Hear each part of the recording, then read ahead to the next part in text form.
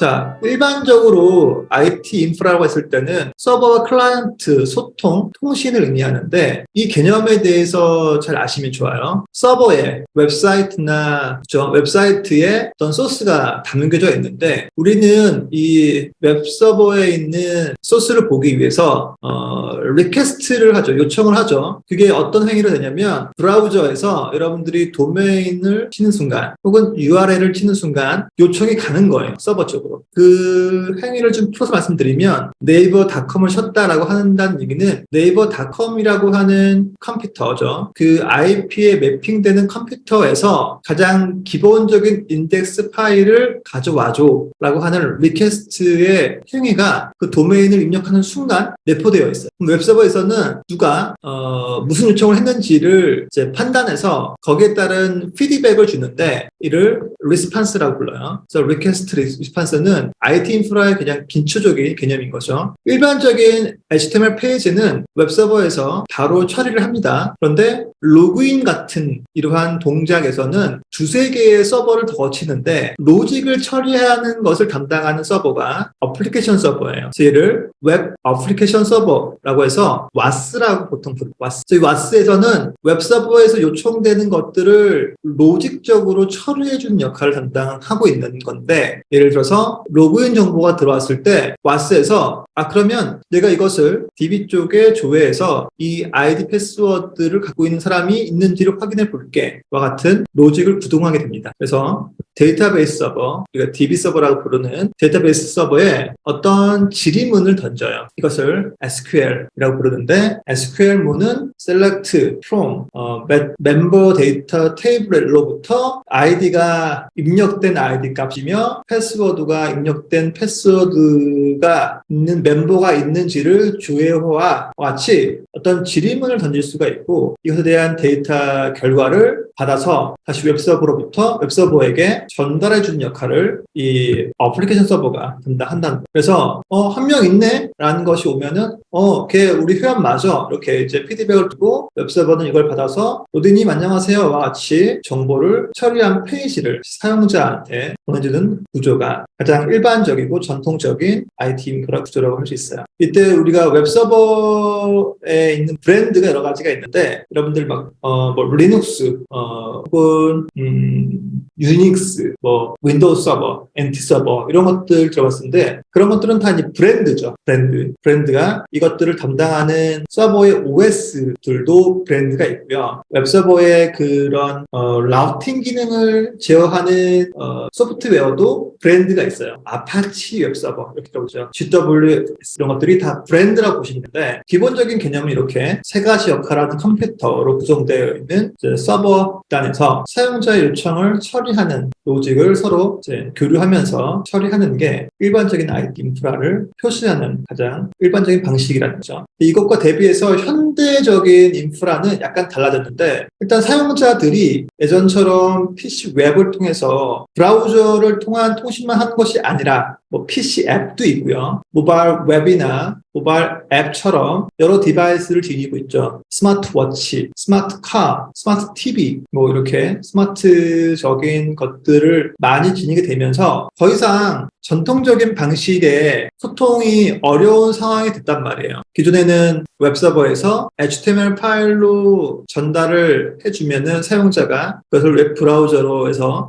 보는 방식이었는데 앱이라고 하는 것, PC 앱이나 모바일 앱이나 앱이라는 것은 브라우저로 화면을 보는 게 아니라 이미 설치되어 있는 이러한 표현단을 통해서 화면을 보기 때문에 카카오톡의 인터넷을 끊어도 일부 화면들은 보인단 말이에요. 만약에 웹서버를 통해서 우리가 브라우저를 통해서 무언가를 봐야 했다면 아무것도 안 나오죠. 근데 앱이라고 하는 것은 일부 컨텐츠가 설치가 이미 디바이스에 되어 있는 거죠. 그러니까 그 설치된 데이터 말고 새로운 데이터만 내가 받으면 서비스를 이용할 수 있는 형태라는 거예요. 그래서 예전처럼 웹서버에서 바로 받는 것이 아니라 API, REST API라고 하는 것을 통해서 데이터만 받는 방식으로 지금의 IT 인프라들이 변경되고 있어요. 예를 들어서 페이스북에 여러분들이 글을 올렸다면 여기에 누군가는 PC 웹에서 좋아요를, 누군가는 모바일 앱에서 좋아요를 눌렀을 텐데 이렇게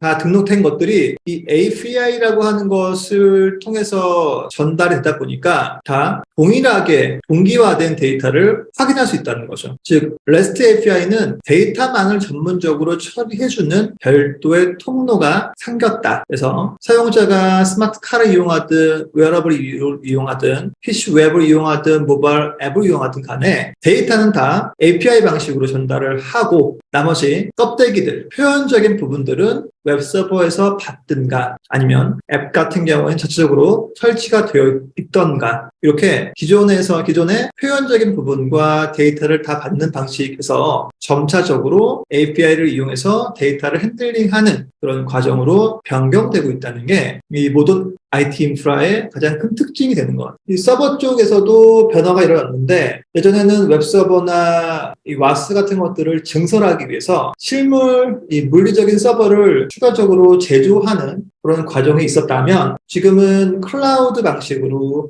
만들어진 환경에서 쉽게 복제되는 방식으로 이 서버들을 늘려나가고 있어요. 예를 들어서 DB 서버가 한 대 더 필요해. 그러면 클릭 한 번이면 아마존 웹서버 같은 곳에서는 이게 똑같이 복제가 되고 이것을 데이터 동기화를 시켜주면 데이터가 항상 동일하게 유지되는 형태가 이루어진단 말이죠. 마찬가지로 클릭 한 번이면 만들어진 DB 서버를 없앨 수도 있을 정도로 굉장히 유연하게 서버 관리를 하고 있다. 이 점도 이 IT 인프라가 변화하는 모습 중에 하나다. 그래서 저는 앞으로의 IT 인프라적인 특성은 이 API 방식으로 모든 디바이스들이 소통하는 것이라고 생각하고 있어요. 물론 지금도 이렇게 많이 이루어지고 있는데 예전에는 데이터베이스로부터 직접 호출을 해서 가져와야 했던 그런 데이터들이 이제는 API 방식으로 마치 공공재처럼 이 만들어진 API만 있으면 누구든지 접속해서 데이터를 가져올 수 있는 환경이 됐었고 이러한 방식으로 점점점 확대가 될 것이다 라고 생각합니다. 이때 여러분들이 아셔야 되는 개념 중에 하나가 JSON 타입이라고 하는 언어인데 데이터를 주고받을 때